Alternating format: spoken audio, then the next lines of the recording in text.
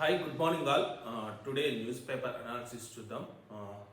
First of all para olympics ప్యారిస్లో para olympics జరుగుతున్నాయి ప్రజెంట్గా. సో ఒలింపిక్స్ తర్వాత వికలాంగులకు అంటే డిజేబుల్డ్ పీపుల్కు జరిగే ఒలింపిక్స్ను పారా ఒలింపిక్స్ అంటారు. అందులో ఇండియాకు 4 పథకాలు వచ్చాయి. అందులో ఒకటి గోల్డ్, ఒకటి సిల్వర్, రెండేమో బ్రౌన్ మెడల్స్.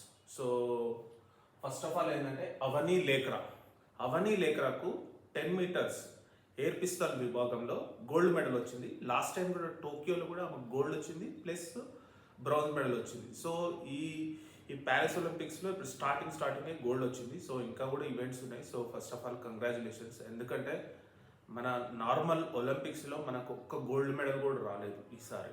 సో ఈ పారా ఒలింపిక్స్లోనైనా కనీసం మనకు గోల్డ్ మెడల్ వచ్చి కొంచెం ఒక ఇండియా అనేది కొంచెం ఒక నెంబరింగ్లో, ఎందుకంటే గోల్డ్ మెడల్ రాంది నెంబరింగ్లో చాలా లోయర్గా ఉంటాం. మీరు మొన్న గమనించారు లేదో, ఈ ఒలింపిక్స్లో పాకిస్తాన్కి ఒక గోల్డ్ మెడల్ వచ్చింది, ఒక గోల్డ్ మెడల్ వచ్చింది. ఇండియాకు 6 మెడల్స్ వచ్చాయి.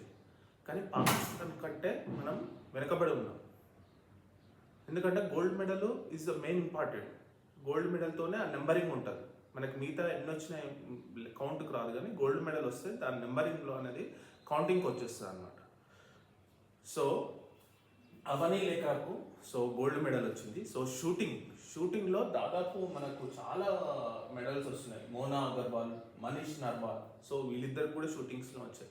మీకు గుర్తుందో లేదో, అప్పుడు కూడా ఒలింపిక్స్లో కూడా మను బాకర్, సర్బజిత్ పాల్ సింగ్, ఇంకో అతను కూడా అంతే షూటింగ్స్లో షూటింగ్ మాత్రం చాలా బాగా రాణిస్తున్నారు ఆ విభాగంలో. సో చాలా మెడల్స్ కూడా వస్తున్నాయి.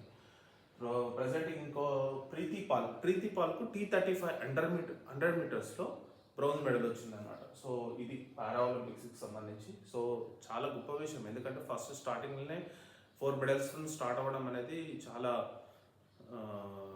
గొప్ప విషయం. సో ఇంకా దానికి ఎంకరేజ్మెంట్గా ఇంకా కూడా వచ్చే ఛాన్సెస్ కూడా ఉన్నాయి, ఇంకా మెడల్స్ కూడా వచ్చే ఛాన్సెస్ కూడా ఉన్నాయి. సో అది అన్నమాట ఒలింపిక్స్కి సంబంధించి, పారా ఒలింపిక్స్కి సంబంధించి.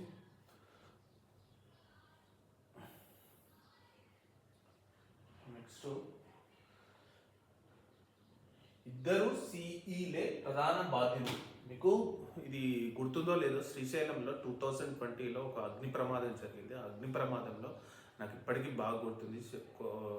ఒక లేదలేనో ఒక 10 నుంచి 12 మంది మధ్య చనిపోయి ఉంటారు. పాపం వాళ్ళు పోయేటప్పుడు కూడా, చనిపోయే ముందు కూడా వాళ్ళ భార్యలకు, వాళ్ళ ఇంట్లో వాళ్ళకు ఫోన్ చేసి పిల్లలు జాగ్రత్త అనే వాయిస్ కూడా ఉంటుంది, రికార్డింగ్ అయి ఉంటుంది. చాలా బాధాకరం అప్పట్లో 2020లో. సో దాని గురించి ఒక నివేదిక ఇచ్చారంట. ఇద్దరు సిఈలదే బాధ్యత అంట.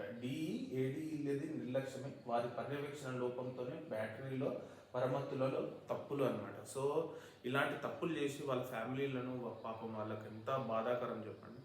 సో ఇలాంటి తప్పులు చేస్తే వాళ్ళ ఫ్యామిలీస్ ఎంత నరకయాతన అనుభవించాలి. వాళ్ళ ఎర్లీ ఏజెస్, వాళ్ళు తొందరగా 31 ఏజ్లోనే వాళ్ళకు ఉద్యోగాలు వచ్చి వాళ్ళు జాబులు చేసి ఆ టైంలో చనిపోయి పిల్లలు, వాళ్ళ సంగతి ఎంత భయంకరంగా ఉంటుంది చెప్పండి.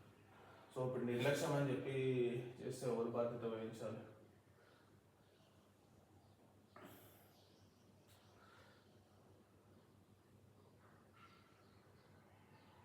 పర్యాటకానికి శుభగులు, ఆధ్యాత్మిక, ప్రకృతి, హెల్త్ టూరిజంపై విడివిడిగా కార్యాచరణ. టీటీడీ దరాలో యాదగిరిగుట్టకు ఆలయ బోర్డు.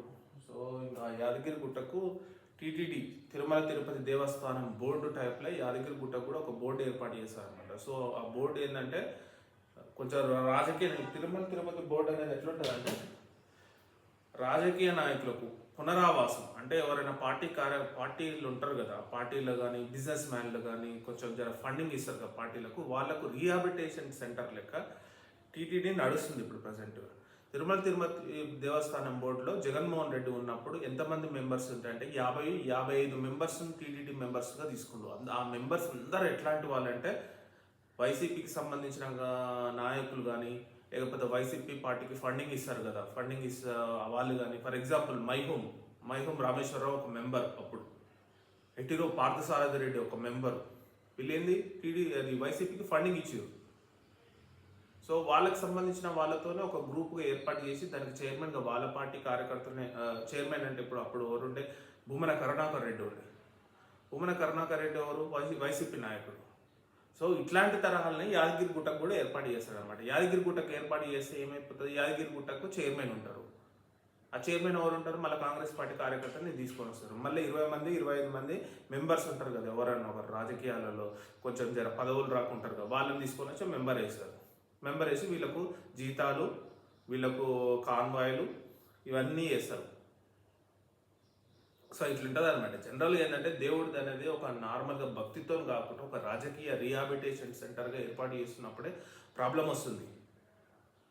ఒక టీటీడీ మెంబర్స్గా ఎంత రాజకీయ నాయకుల వల్ల ఎంత ఇబ్బందులు, వాళ్ళ రికమెండేషన్ లెటర్స్ కానీ వాళ్ళది ఎంత గోల్మాల్ జరుగుతుంది అక్కడ. సో ఇక్కడ కూడా అదే ప్రయత్నం రేవంత్ రెడ్డి చేస్తాడంట. సో మనకి చూడాలి మరి.